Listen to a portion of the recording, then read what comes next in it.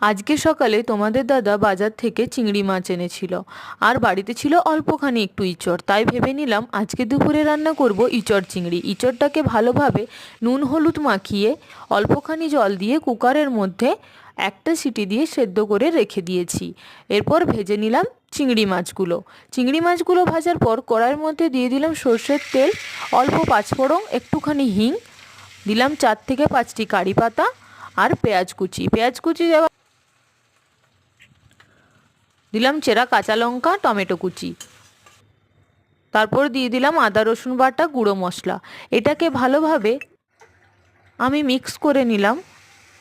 এরপর কষানোর জন্য দিয়ে দিলাম অল্পখানি জল দেওয়ার পর মশলাটাকে আমি 5 থেকে 7 মিনিট ভালোভাবে কষিয়ে নেব। মশলাটা থেকে তেল বেরিয়ে এসছে।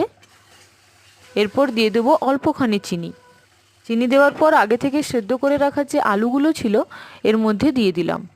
এরপর দিয়ে দেবো ভেজে রাখা যে চিংড়ি মাছগুলো আগে থেকে রেখেছিলাম, সেদ্ধ করে রাখা ইঁচড়টাও দিয়ে দিলাম। তাতে অল্পখানি জল দিয়ে অল্প লবণ দিয়ে আমি এটাকে ঢাকা দিয়ে দেব।